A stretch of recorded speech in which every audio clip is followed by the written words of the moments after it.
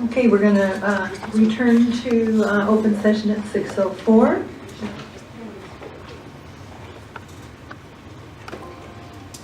And we'll be led in the flag salute by Mary Cassian from CSEA. Thank you.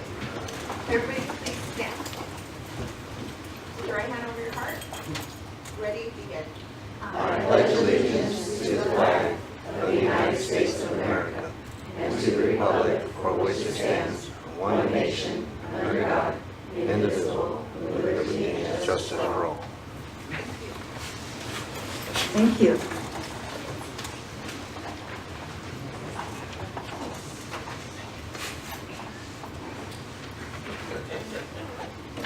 Okay, I have a report from closed session, which is as follows. During closed session, the Board of Education took the following action. On a motion by Angelina Pride and seconded by Donna Freedom, the Board of Education approved the appointment of Maria Descolar to the position of Assistant Principal effective August 11, 2017. And the vote was as follows. Carrie Chen, yes. Lynn Ebenkamp, yes. Donna Freedman, yes. David Malcolm, yes. And and Angelina Pride, yes.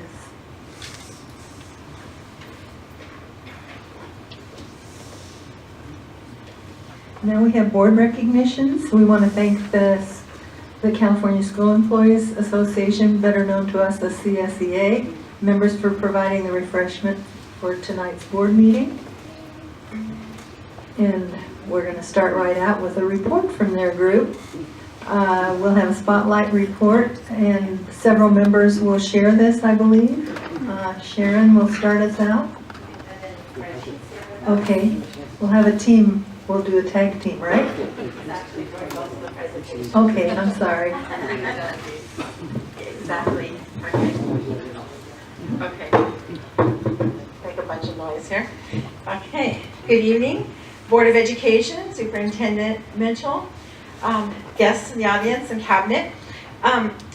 Reggie Robertson is our chapter public relations officer, and he's going to be giving a report. I'll be helping by using the clicker to go through the pictures that we have. But as you know, we participated in the ACE program, and I am in receipt of our Focus magazine. So I have several copies here I'd like to share with everybody. And so I told everybody, anytime anybody asked me anything, I told them, yes, I'm from Rowland 133, and we're an ACE chapter. So I told everybody about us. We were at conference last week in Las Vegas, and I'll tell you, we worked hard. Generally, we started at 9 o'clock in the morning, and we would go till 10 o'clock at night. One day it was at 8 o'clock in the morning till 10 at night. So I had to come home and recover. And I wanted the other day, David tweeted out a message about our students and their parents participating, as well as a significant other possibly. And I just wanted to share that. That is so true, because I want everybody to keep in mind that our employees here, many of them are parents, grandparents, aunts, uncles, guardians.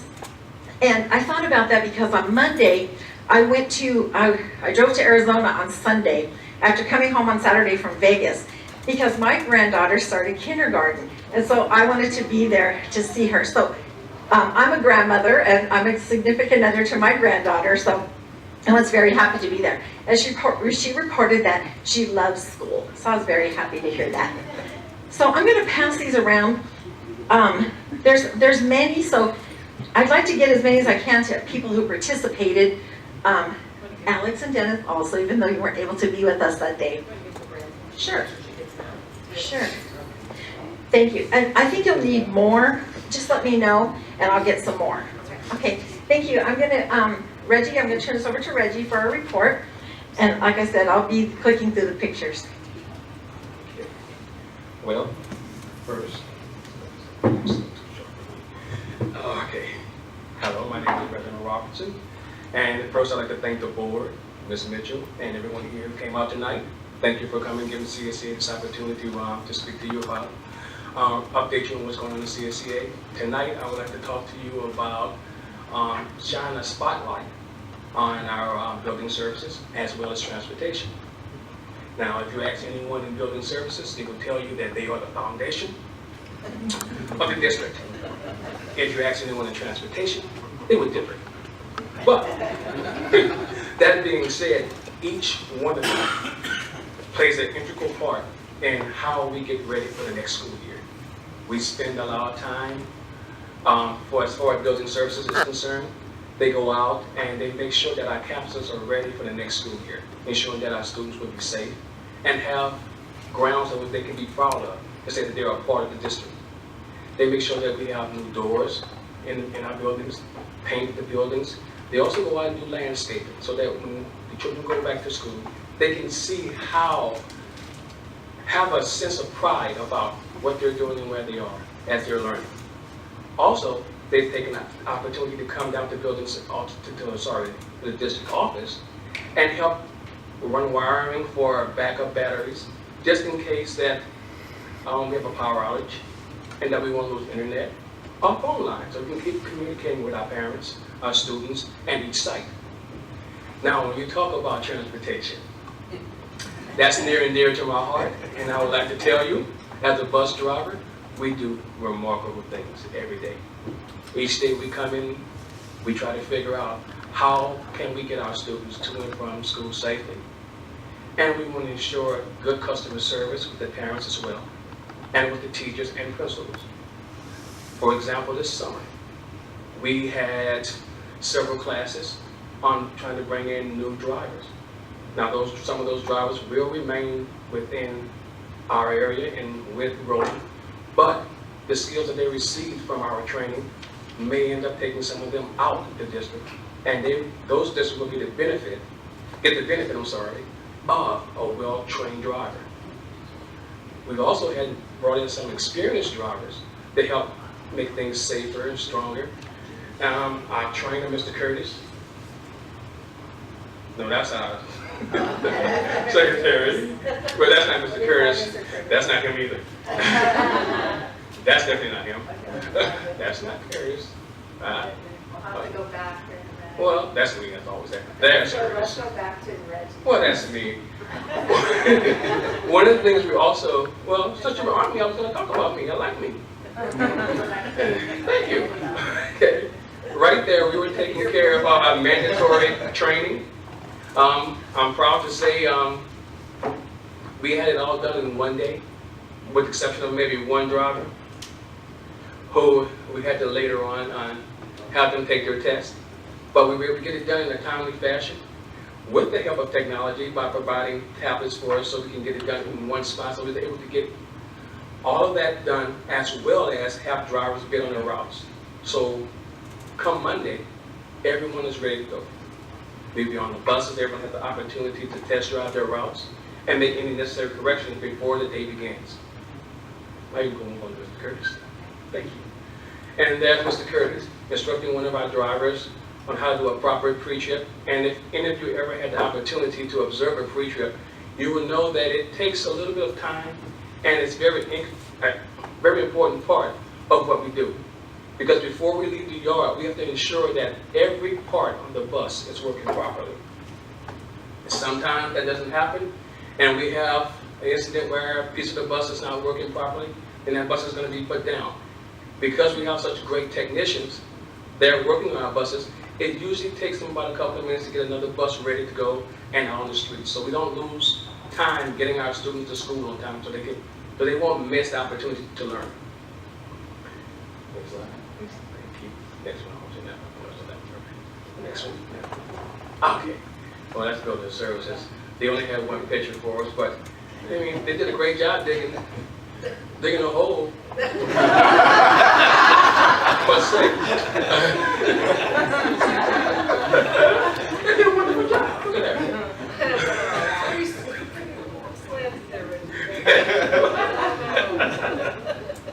But other than that, I think each department deserves our respect and gratitude for the work that they do every time, not just over the summer, but throughout the year. And CSEA will be proud to have you guys whenever you pass by a school bus driver or a tech, one of our building service guys, tip your hat, say thank you, give them a smile, let them know that their efforts are appreciated. Thank you.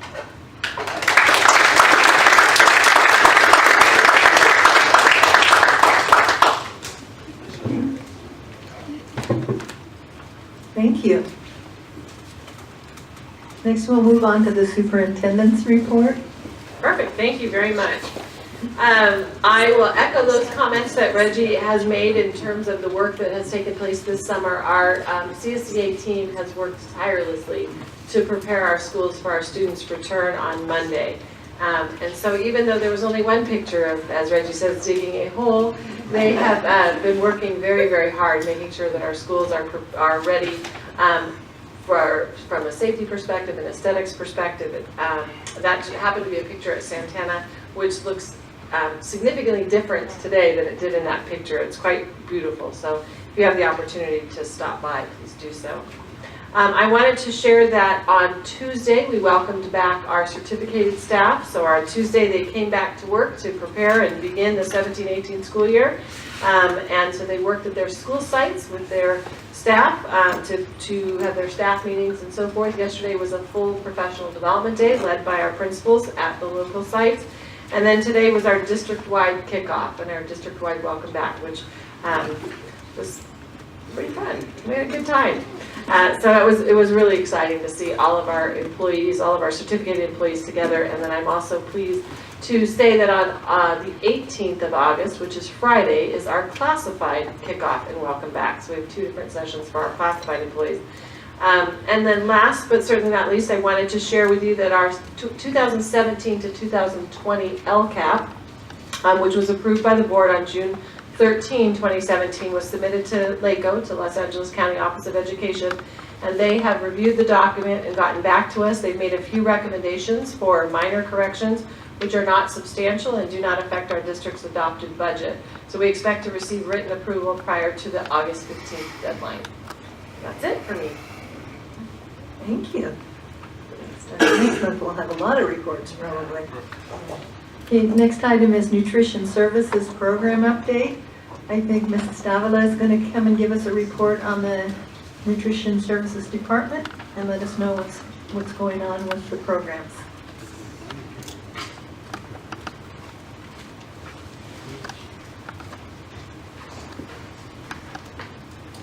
Good evening.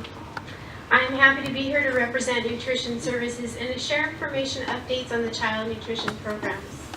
In this presentation, I'll be providing updates on the non-pricing universal breakfast pilot, net cash resources, and the department's spending plan, and information on updates in policies and regulations within the child nutrition program. There will be an opportunity for questions at the end of the presentation.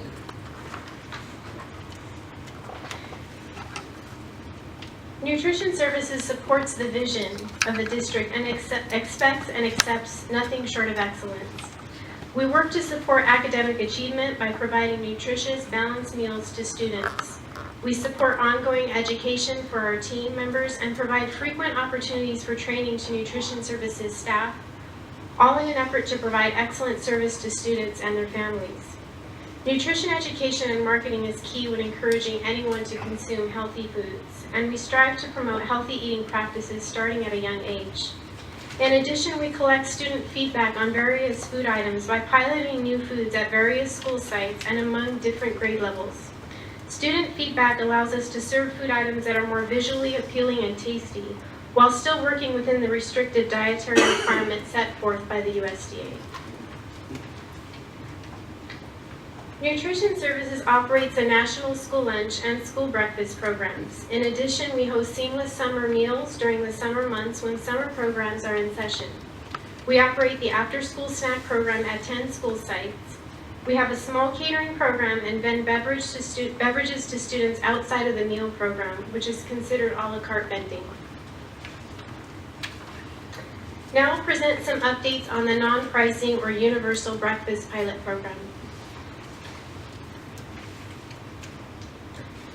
Non-pricing breakfast was piloted 4 months ago at 4 Rowland schools. Hurley Elementary, it was piloted for 4 months at 4 Rowland schools. Hurley Elementary, Via Corta Elementary, Giano Intermediate, and Santana High. As part of the pilot, all students enrolled at these schools were eligible to receive 1 breakfast meal per day at no charge, regardless of meal eligibility. This table shows average participation both before and during the pilot. We see that Via Corta experienced the greatest increase in meal counts, likely because of Second Chance Breakfast, which offers students a second chance to eat breakfast in addition to early morning breakfast. Second Chance Breakfast is normally served during morning recess or break. Second Chance Breakfast was implemented during the second week of the pilot at Via Corta for 4th, 5th, and 6th grades. Giano experienced the next highest average. This is a site where there was the greatest increase in the number of paid student participation, whereas in the other pilot sites, the greater increase was among the free and reduced eligibility students. At Santana, we see a negative number. The pilot began near the start of the new semester, and we found that this was a time when students at this site were transferring to other schools within the district. Also, we found that breakfast participation at Santana was already higher than average participation at other school sites, where average breakfast participation at most schools ranges between 20 to 30% of enrollment. Santana's average breakfast participation was at 50% before the pilot.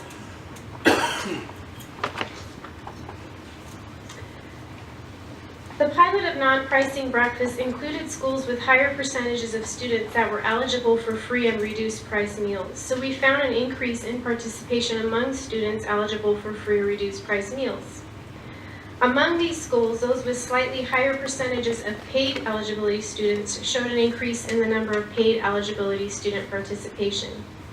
In addition, we found that despite offering breakfast at no cost, students still had a hard time getting to school in enough time to participate in the early morning breakfast. Another observation was that Second Chance Breakfast had a positive impact on breakfast participation. Most schools in the district offer students the opportunity to eat breakfast during early morning breakfast, which is 20 to 30 minutes before the start of the instructional day. Second Chance Breakfast offered another opportunity for students to participate in breakfast during recess or morning break. 2 of the 4 pilot schools were already offering Second Chance Breakfast prior to the pilot, and as mentioned, Via Corta implemented Second Chance Breakfast with 3 grade levels during the second week of the pilot. Nutrition Services has determined that the next step with this program are to continue the pilot at the 4 school sites through this 2017-2018 school year in order to gather better data representing trends for an entire school year. Also, child nutrition programs have received information on changes in regulations for offering non-pricing breakfast that could change program funding. These changes include allowability of the cafeteria fund to cover the cost of paid student meals, as well as the cost of additional supervision necessary to monitor students during meal service. We will continue to monitor program regulations in this area and also consider alternate meal programs that could include non-pricing breakfast. When looking at Second Chance Breakfast, we found that some of the factors that impacted student participation in early morning breakfast were no longer barriers to participation when Second Chance Breakfast was implemented. Offering non-pricing breakfast along with Second Chance Breakfast had a greater impact for students than when offering non-pricing breakfast alone. Nutrition Services looks forward to working with schools that are able to offer Second Chance Breakfast. We are grateful for the opportunity to pilot a non-pricing breakfast for students. Next, I'll be presenting information on net cash resources and the Nutrition Services Department spending plan. Child nutrition programs receive their revenue through meal reimbursement, both federal and state for most programs. In addition, non-program meals, which include adult meals, catering, and a la carte items, contribute to the nonprofit school food service account. All funds must be deposited into the nonprofit school food service account. School food service programs must work toward breaking even each school year and avoid accumulation of excess funds in the account. Net cash resources is defined as all monies that are available to or have accrued to the program's nonprofit school food service at any given time. In the event that net cash resources exceed 3 months average expenditures for the program's nonprofit school food service, the state agency may require the school food authority to comply with various guidelines in order to spend down funds, including implementation of the spending plan. During the administrative review of the school meal program conducted in April 2014, the cafeteria fund was determined to have excess net cash resources. For fiscal year ending in 2013, net cash resources exceeded the maximum limit of 3 months average operating expenditures. The Nutrition Services Department, in cooperation with the California Department of Education, developed a spending plan that was approved by the state and implemented in March 2015. The spending plan includes items needed by the department that are determined by the Department of Education, or CDE, as allowable expenditures for the cafeteria fund. This was a plan to spend down excess funds. The spending plan included allowable expenditures that are to be used solely by the Nutrition Services Department, such as cooking and transport equipment, department vehicles, cleaning equipment, technology equipment including both hardware and software, and simple renovations to the central and satellite kitchens that fall within the scope of allowable expenses. Items not allowed on the spending plan but used to spend down plans were improvements in student menu items such as cleaner label whole muscle proteins and an increased variety of fresh fruit and vegetable options at all school sites. Nutrition services staff was increased beginning in 2014, mainly at elementary school kitchens to assist with breakfast meal service. Efforts were made to purchase items on the spending plan while still following proper program and district procurement procedures. We found that in the spending process, full kitchen renovations that included construction were a shared cost between the general budget and the cafeteria fund, as construction work is considered unallowable for the cafeteria fund alone. For example, when new equipment such as a dish machine is purchased, we need to make sure that the electrical, drains, and pipes can support it. If not, this becomes a responsibility of both nutrition services and the general fund. Despite the setbacks that come along with unallowable expenses, nutrition services has been successful in improving how we serve students. We purchased several new hot transport cabinets that carry food to the school site kitchens while maintaining quality and proper food temperature. We were able to update the Northern Elementary kitchen with support from the Building Services Department. In October 2016, a temperature monitoring system was installed on all refrigeration units at the food center and at all site kitchens. With this system, we can monitor temperatures and are alerted to units going out of temperature. We can reduce food waste by monitoring the equipment before the units fail.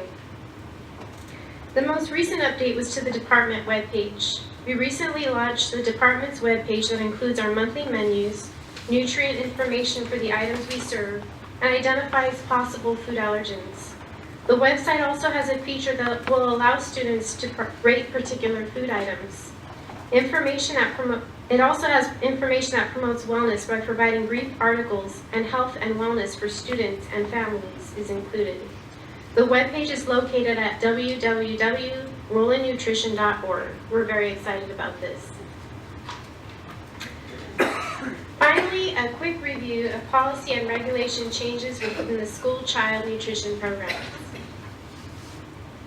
Child nutrition programs receive both federal and state reimbursement, and this comes with stringent policies and regulations set forth by both the USDA and the California Department of Education. Only some of the existing regulations are listed here, and include those as part of student meal eligibility determination, and that's the meal application process. Verification of meal eligibility is also completed annually every October. Stringent meal guidelines recently overhauled beginning in 2012 as a result of the Healthy Hunger Free Kids Act of 2010 continue to change annually. We monitor daily meal counts and claims following the proper procedures set forth by both the USDA and the CDE. All food service programs must have specific food safety plans with annual training for all food service staff. Student wellness is a component of the child nutrition program, but the responsibility of the entire district. It includes guidance in the areas of nutrition education and physical activity, and requires monitoring of components of the policy, including food sold and served to students during the school day. We continue to train our team in the areas of civil rights, guidance regarding allowable expenses for the cafeteria fund, proper procurement of food, supplies, and services, and professional standards or ongoing education for all nutrition services staff.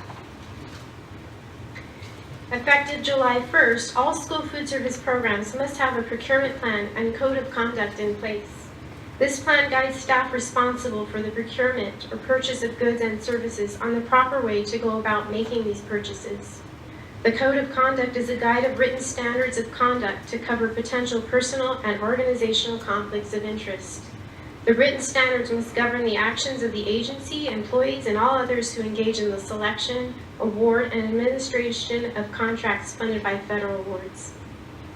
All food service programs operating the National School Lunch and the School Breakfast Program must develop a meal charge procedure to be set in place by July 1st, 2017. The purpose of this procedure is to maintain the financial integrity of the meal program while still providing adequate nutrition to students and to minimize stigmatization. This procedure includes information on meal charges and the use of alternate meals. A letter has been prepared that will be distributed to all district households regarding the meal charge policy in order to ensure that all families are aware of the procedure. The Student Wellness or Local School Wellness Policy is a written document that guides the school district's efforts to establish a school environment that promotes student health, well-being, and ability to learn. Newest regulations require that specific and measurable goals be set for nutrition promotion and education, physical activity, and other school-based activities that promote student wellness. It also must now include information on marketing healthy food options, as well as on standards for all foods and beverages provided, not just sold to students. School districts must assess the wellness policy every 3 years at minimum. Finally, school food service programs must request permission from the California Department of Education for all anticipated expenditures of $5,000 or more, or if there's a question of whether cafeteria funds may be used for specific expenses. Again, we thank the board for the opportunity to pilot non-pricing breakfast. We appreciate your support and patience with the ongoing changes within the child nutrition program and with the department's spending plan. We've reached the end of the presentation, and I'd be happy to answer any questions you have. Mrs. Pride? Thank you for the presentation. Very informative, some really good information for us. Just 2 questions. First of all, with the website, are parents able to put money on their student's account through the website at this time? That's not part of it yet. We still have My School Bucks where they can deposit. Okay, thank you. And then my other question was, I recently was talking to a PTA parent, and they had brought up an issue of the food sales, how there was some sort of conflict or something. Competitive food sales.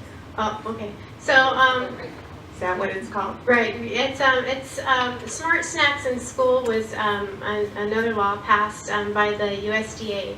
Though the CDE, California has more stringent rules. So those have been in place since 2014, but they become more stringent. And it's guidance on what can be sold or served to students during the school day.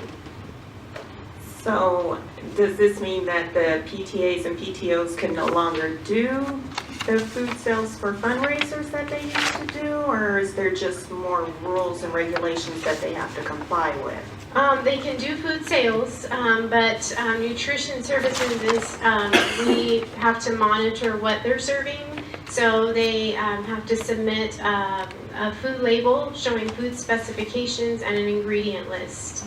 And then those documents need to be kept on file. So candy's out. Yes. The other is, so for fundraising purposes like candy and some of those things, yes, that's out from the nutrition. And then when it also comes to competitive food sales, so So if they're selling lunch items, at the same time we're selling lunch, so there's two different things that are taking place. And I recently was working with David Lopez, who's our RHCCC, no, wrong person, RCPTA president, about having Maria come and present to the PTA president so that they understand where it's coming from, that it's not an individual school site decision, it's a much broader perspective. Because I know some are concerned because they've already signed agreements to have different things, and they hadn't heard anything or it wasn't clear. And so now they're concerned that they're going to lose money because they put deposits down on, you know, these fundraisers. So we shared some of this information with our principals in late July in terms of what all of the new rules and laws were. And our principals still have questions as they are the liaison back with PTA. So I think bringing everybody together and particularly having Maria come to meet with PTA presidents. And as we are implementing all the new rules, we'll have to troubleshoot and see how we can best navigate what's already in place to make sure we maintain compliance. Can we see about getting some training done for them sooner rather than later? That's what I talked to David about. Okay. Yes. Thank you. Thank you again.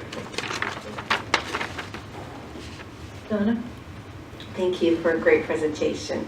You said 20 to 30% of the students only have breakfast before the pilot. How much percent did it go up with the 129 students? Actually,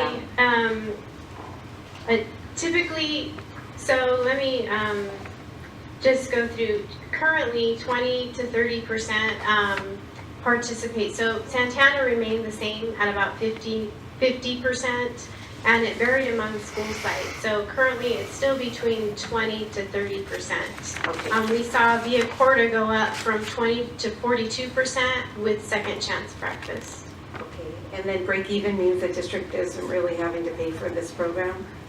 Yes. Okay. And I wanted to ask you if it's considered like successful, why aren't we expanding it to other schools?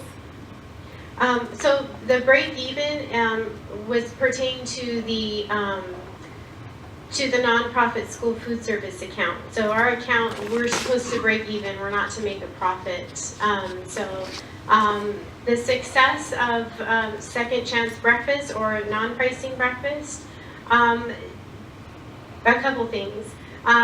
In the time that the pilot occurred and toward early June, we received information that CD was providing alternate guidance on how non-pricing breakfast could be funded. And so that kind of changed how we were looking things. And so districts were being alerted on how what programs we can use for non-pricing breakfast. So we decided to continue with the 4 pilot, also to gather information, but also to make sure that we move forward properly with the correct program. Okay, thank you. Mr. Chen? I understand our district has a large number of universities. These are the groups they need this group to be beneficial to the from the program like this. How we can help them or from this program, or how, or among these we offer this only to four schools, and how many of them do we have number are any homeless kids benefit from this, or how? Yes, we have specific categories for our free reduced price meal eligibility, and so that includes students who are considered foster or homeless, and so they automatically qualify. Normally they would not get that, but that what would it involve to get early time schedule flexed so it could get a second chance breakfast? Is that something that could be done? So we are working with our principals in terms of implementing second chance breakfast. As as many schools as possible. At this current time, at this moment, with opening of school on Monday, we are not expanding the number of schools offering second chance breakfast due to significant complexities with the schedule, because we have music schedules and we have PE schedules and we have recess schedules, etc., as well as the requirements for nutrition services. So it's something that Maria has done an excellent job with her staff, working with our principals to really help analyze the bell schedule and where are some of those flexibilities. She's designed a matrix so that as to who's doing it and when and what types of modifications might need to be able to be made to make this possible for students. But as of Monday, we're not increasing, but that's not something that we believe is permanent through the whole school year. The other part is supervision. So we're looking at supervision as well as bell schedules and being able to accommodate this interest. So our schools have an interest, our community has an interest, I believe our board has an interest in second chance breakfast. It's just getting the stars to align to make sure that that can happen. Okay, because I think Hurley has the highest percentage of McKinney dental students in the district. So that would really be appropriate for them to have that second chance. The other thing that you didn't touch on in here is you mentioned meal eligibility and determination. When you have the universal, I understand that they only have to fill out the paperwork once every 2 or 3 years rather than every year. And one of our board meetings, I guess it's been about 6 months, it might be longer, there was a presentation that was given on what you're going to do in nutritional services to collect unpaid fees that families owed. And there was a series of phone calls, letters, etc. When you have the universal, wouldn't that cut down or eliminate that paperwork and office work to become a bill collector? So with universal breakfast, with universal breakfast, you don't collect meal applications, but we would have to continue to do so for lunch. There are other programs that we're looking into, such as provisions 2 and 3, as well as community eligibility provision. Those have differences in how we collect meal applications, but then that has an impact on the district as well. And so we're trying to work with the district and making sure that we're not putting that load on them. But free breakfast, non-pricing breakfast is a program where we see that kind of dissipating, and we're being encouraged to try other programs such as provision programs or community eligibility to be able to offer non-pricing breakfast. And if somebody hasn't paid or loaded their card and they come in line, are they given an alternative meal since they don't have money on their card? Currently, yes. We extend a credit in grade levels K to 8.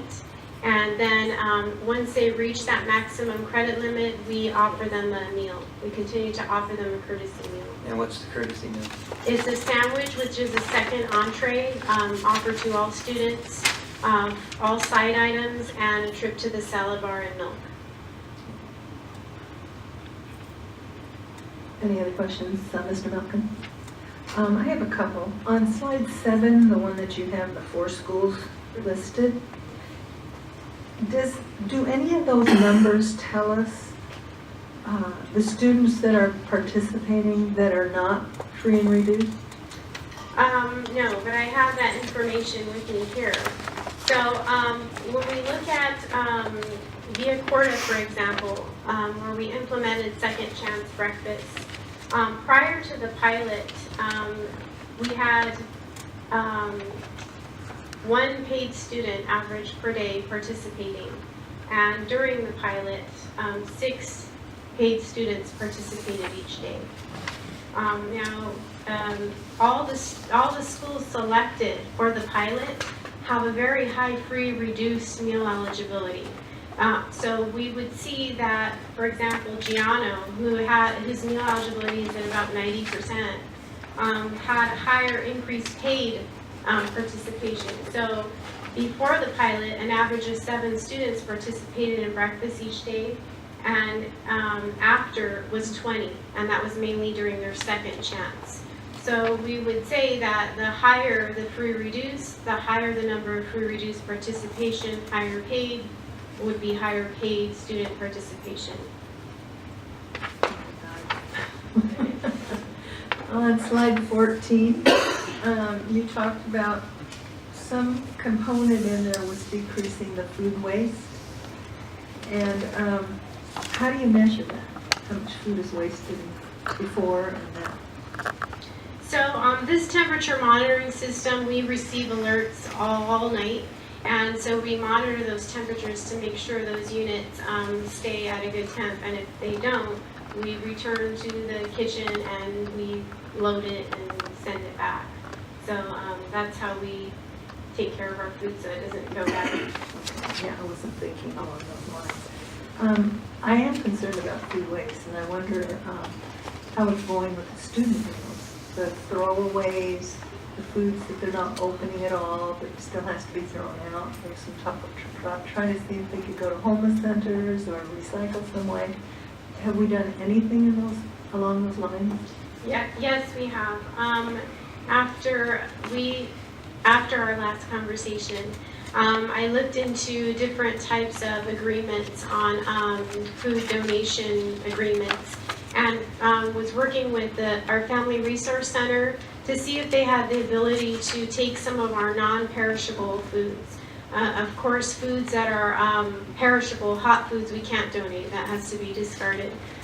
So I worked with the director there, and we drafted an agreement, and it was reviewed by risk management at the time. And now it's with our insurance brokerage consultant, Keenan, and they will be reviewing that contract as well. So say a child throws away milk that hasn't been opened. Can that be retrieved out of the trash? Yeah. There are specific guidelines for perishable food. That's what bothers me. And so what we have is we've implemented goodie boxes, and those went away for a while because the health department did not want those around, but we brought them back towards the end of last school year. And so we keep ice at the bottom, and the rule is we have to make sure that our staff monitors what's put in there.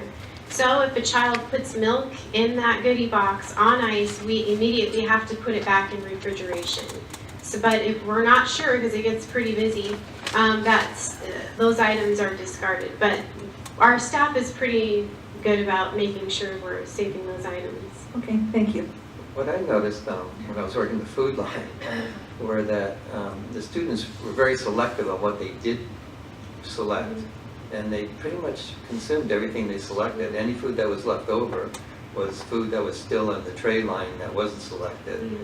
So I didn't see, at least not very many, if any at all, students taking more food than they could actually eat. Pretty much they consumed everything that they selected. What I did notice though is that the kitchen, when I was working that day, had some donations. They had some cereal donations and some applesauce donations that weren't on the menu, that they offered to the students if they wanted those in addition to the other selections. And those are very popular. Mm-hmm. So we guide our staff, and it's kind of outside because we were supposed to do a nutrient analysis of all the food we serve. But you know, our priority is we don't want food waste. So we allow our staff to kind of, if they don't use it the day before, like fresh fruit, that's an extra on the menu for the following day because we don't want food to go in the trash. Thank you, Mrs. Davila. Thank you. Okay, next we have written requests to address the board. Remarks are limited to 3 minutes unless extended further or limited by a vote of the board. A maximum of 20 minutes unless extended by the board is allowed for each subject discussed. Ordinarily, board members will not respond to presentations and no action can be taken. However, the board may give direction to staff following a presentation.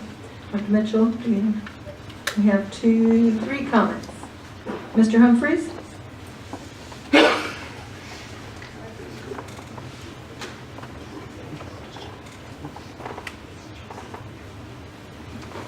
Okay, as always, thank you for all the good things you do. As we must acknowledge the only way we can move forward is to be honest about our past. There are those of you who do not want to reconcile the past and refuse to acknowledge that the past is how we got to the present. Ms. Fried, in the transparency discussion, refused to accept that transparency is a core value which affects trust, which Mr. Flores has noted has been lost. Mr. Malcolms trivialized the term trust as a buzzword, which Webster says is an important sounding, usually technical word or phrase with only a little meaning, used to chiefly impress laymen. Really? Okay? And how about student-centered focus, if you want to get into a buzzword? All members state that transparency is different meaning to different persons, easily said about all the core values. But Mr. Chin jumped up and saves the day. He Googled transparency and found it to be essential. How refreshing was that? He states that no district has it as a core value, and I say, why not be a leader in the 21st century? Now, I can't thank Gazette and Camp enough with the cathartic moment, essentially, that the district was in a state of bedlam before Superintendent Mitchell's arrival, with Supervisors Ott and Fructose in charge, with board members Judy Knight, Dr. Gil Garcia, Robert Hidalgo, Heidi Gallegos, and Carrie Chun. Also, it seemed to imply that the Bond Oversight Committee was a sham, which at one time had 3 PhDs on it, with Dr. Ted Evankamp, Dr. Kimmel Morris, and Dr. Nimish Ladwa. Ms. Evankamp also notes that the district was graciously transparent in allowing the public to be present at the board meetings and Bond Oversight Committee meetings, make comments, and video record, which is in fact is guaranteed by law. Last but not least, Ms. Evankamp notes that this district cannot do video recording because we're too small. And we just don't have the reason, whatever. And in fact, Rowland Unified School District has approximately 13,800 enrollees. Azusa Unified, which is implementing its video streaming of its board and so forth, has 9,500. And in my impression, one word sums it up: shameful. And Mr. Chen knows what Huyaben means. And as to the rejection of the 2008 fact management report is cause and effect, so as to where we are today. And then once again, the only way we can move forward is if we are honest about our past. Thank you. Next speaker, Yvonne Martini.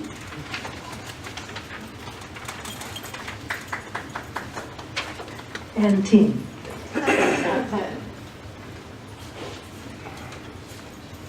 Good evening, President Evankamp, members of the board, Superintendent Mitchell, cabinet members.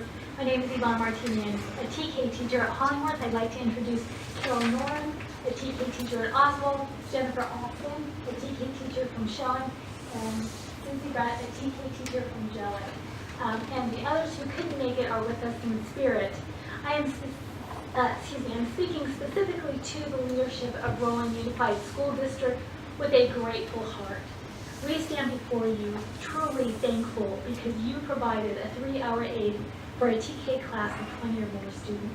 This action shows a deep commitment that Rowland Unified has for its youngest learners, some of whom turn 5 on March 31st.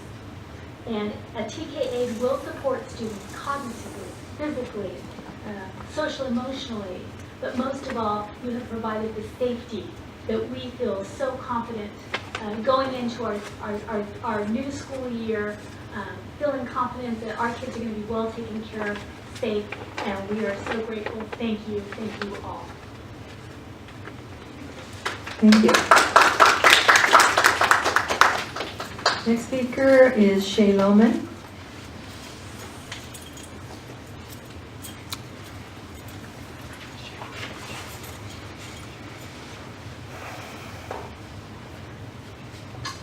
Good evening, good morning to good evening.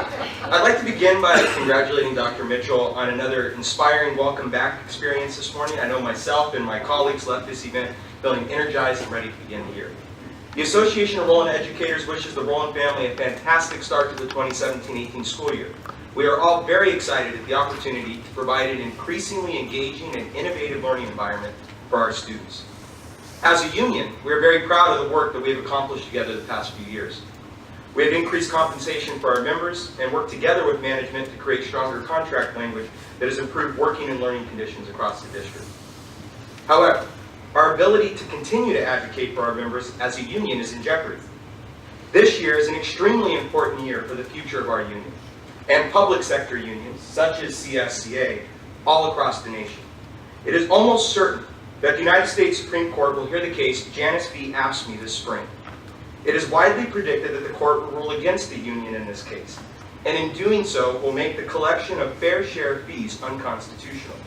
Fair share fees are mandatory fees that all bargaining unit members pay, even if the person chooses not to be an official member of the union. In essence, they are paying their fair share of the cost of bargaining and maintaining a contract.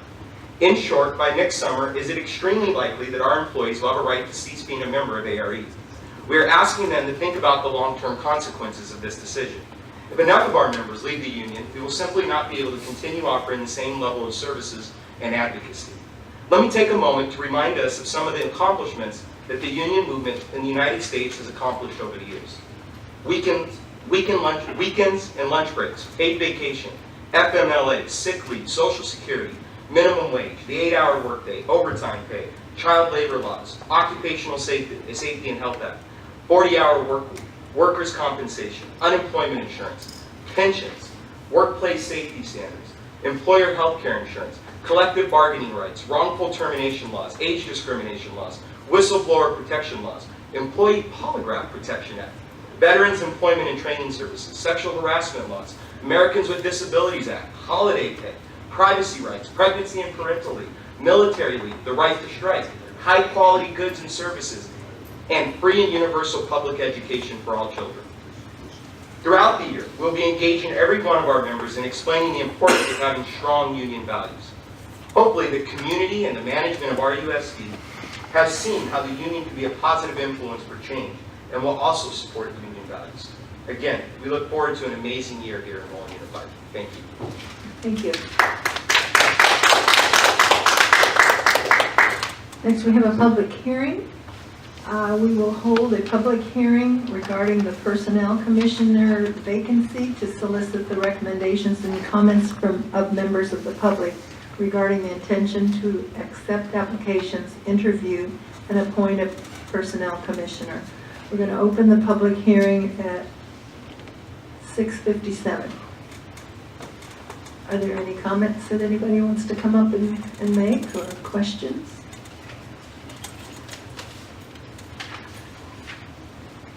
Seeing none, we'll close the public hearing at 6:57 and 30 seconds, right?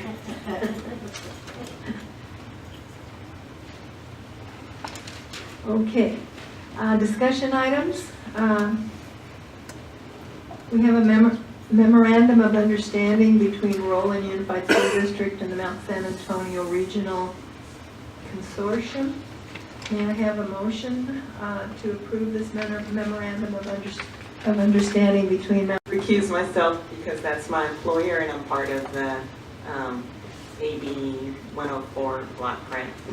I wrote it on my paper and forgot, sorry. So we have 4 in favor, 0 no's, and 1 recusal. Next item is our consent calendar. I'm sorry, pupil personnel.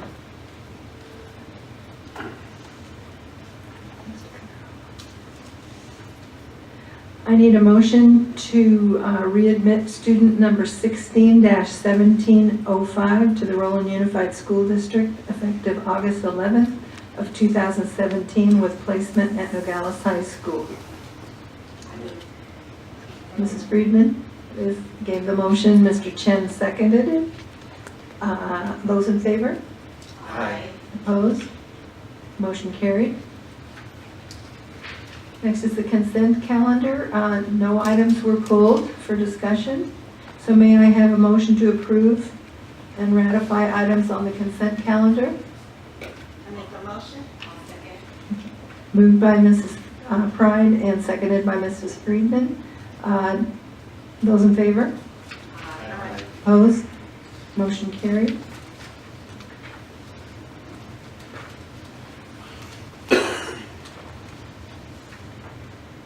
Next, we move to our conference section.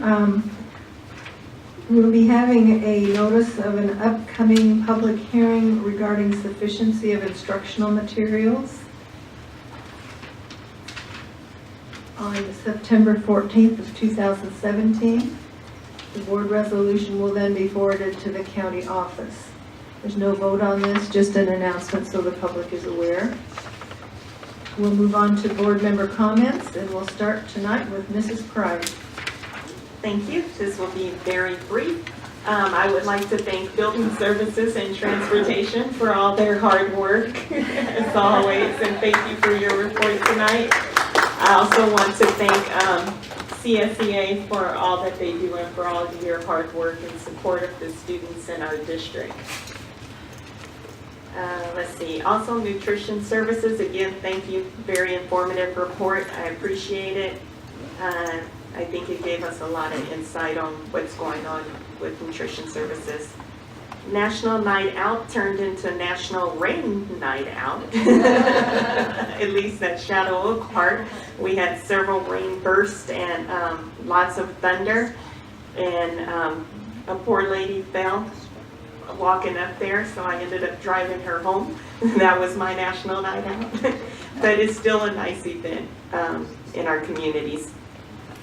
Dr. Mitchell and staff, good job on the welcome back today. I had also heard very positive feedback about the event this morning. And just wish all of you a fantastic school year, and I look forward to all of the exciting things that are going to happen this year. Thank you. Mr. Malkin? I would be remiss if I didn't tag on for transportation and mention the big yellow bus for LA County Fair. That we do have, you can make a donation to the Big Yellow Bus program, which enables our students to attend classes at the LA County Fair year-round. And that transportation is provided by our USD Transportation. And by the way, I think I washed your bus the other day. Great job. The windows weren't streaked. The other thing is I just want to publicly thank Dr. Mitchell for the welcome back this morning. The cabinet, the support staff, it was phenomenal, it really was. And I think we're very fortunate to have a staff, or a team that can put that on and do something like that for our employees. So I really appreciate that, and thank you. And lastly, when school gets out is when classified get to work. And we actually went to a couple of schools during the summer and saw the extensive work that was going on over at Hurley, for one, for example, Rowland Elementary with the paving of the parking lot and restriping of Hurley and stuff. So your work is cut out for you, but it really shows. So thank you for your work during the summer. That's it. Thank you. Mrs. Friedman? First, CSEA, thank you so much for a great presentation, Sharon and Reggie. It was outstanding. I know all of you worked so hard. And the TK teachers, what a nice thing to do. You know, beginning of school teachers are working so hard to get their classrooms ready.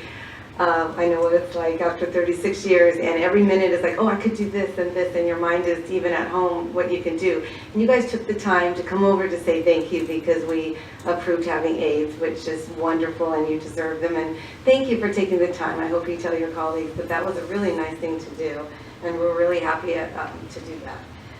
Okay, now, thank you, Dr. Mitchell. Today was wonderful. The kickoff was outstanding.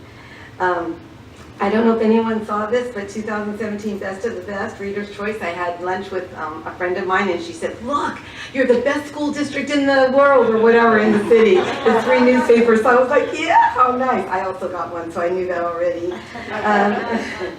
Let's see, I attended the VIP reception for the new mayor of Walnut, Mary Sue. And I also went to Walnut's National Night Out, which was rained out because the fire department said that there was lightning. So nobody was there, but she gave me a whole bunch of these to say that they're having the same people that were going to be there on October 7th. So you'll see some of these flyers over there. I attended on Monday the No Excuses University leadership meeting. with the founder, Damon Lopez. He spoke to the staff at Telesis, and he was inspiring and outstanding, talking about no excuses leadership for their meeting. I thought it was a program, but actually it's a belief and not a program, and it's a network of schools throughout all the states. And it's a really outstanding for the kids to do. I even brought the little paper that, and the teachers were supposed to write in these 9 things. It's a choice to be a servant leader, or choice to be present, choice to communicate with candor, a choice to crack the code of the naysayer, choose simplicity, choose to make laughing mandatory, choose to feed and be fed, choose to go all in, choose to create a culture that sustains momentum. It was outstanding, the things that he came up with, like, what are you going to change this year? Things have changed. He showed us a floppy disk and said, look, do you remember that? And he said, if you don't, get out of the room. But of course, I remember using it. And so he's saying, you know, times change, and so you have to think. It was outstanding. Your beta now is a No Excuses University. I would hope that all our schools in our district would be a part of this, including all of our high schools also. It would be fantastic if we could start all of our students early in TK thinking that they're going to go to college, they're going to a trade school, something, so that they know for sure they're going to be doing something and be successful. I want to thank everyone who participated in preparing the schools for the first day of school and doing an excellent job. The schools look beautiful and ready for our wonderful students, and after hearing Reggie, I want to say for all year long, there you go, for doing such a terrific job. Have an outstanding school year. Thank you very much. Thank you. I'll make my remarks short because everybody else is talking. Oops, Carrie. I'm sorry. I started with you, Carrie. I'm sorry. Sorry.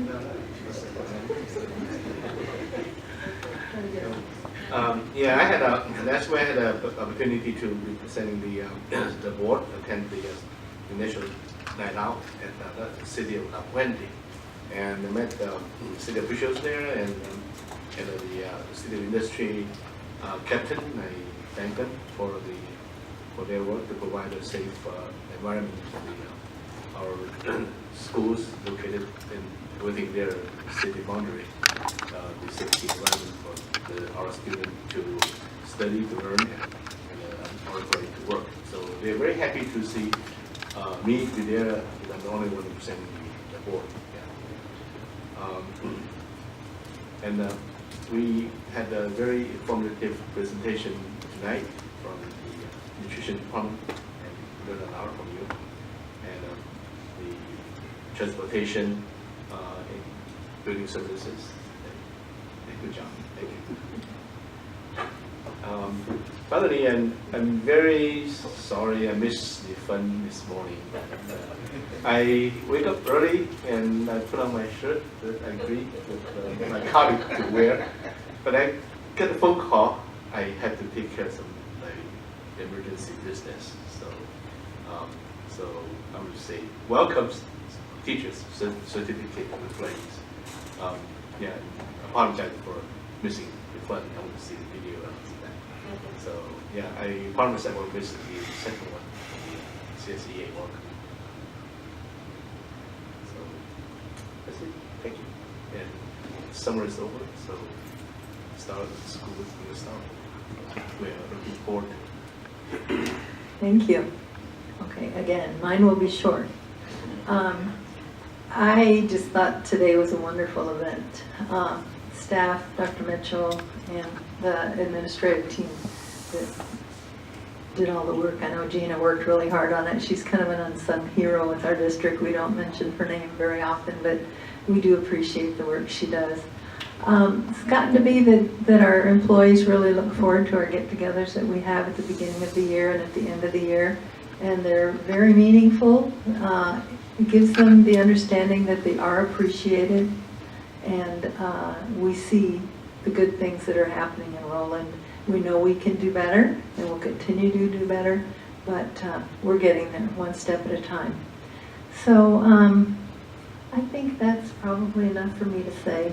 By the way, the National Night Out at the Rowland Community Center It did rain some, but then it let up, and it was well attended. A lot of people came. We had hot dogs, and I think Congressman Royce was there. It was nicely attended. So work hard this year. We're ready. Can I Thank you. Yes, add one announcement? of course. Yeah, sorry. Yeah. On September 9th, the Rowland Heights Chinese Association is going to have a annual event. And the board of the Chinese Association decided to honor the individuals and organizations in our community for the community service. So we have the Community Service Award to the school district, the classified employee of the year, and the certificate employee of the year, and the administrative employee of the year. And also honor my colleague, Mr. and Mrs. Hemmingham, and Mr. Malcolm, and some other individuals who contribute to the community. So the event is going to be September 9th, and welcome everyone. And the location is going to be at the Rowland Heights Community Center, and starting from 6 o'clock. So, yeah, looking forward to see you to attend the event. Thank you. May I have a motion to adjourn? Second? A second. Those in favor? Aye. Those opposed? Meeting adjourned at 7:12. Okay, open mic time. Anybody want to be a star on YouTube? Before sunset. Huh? You want to be a star? You could be a star. You might get discovered. Okay. Going. Last chance to be a star.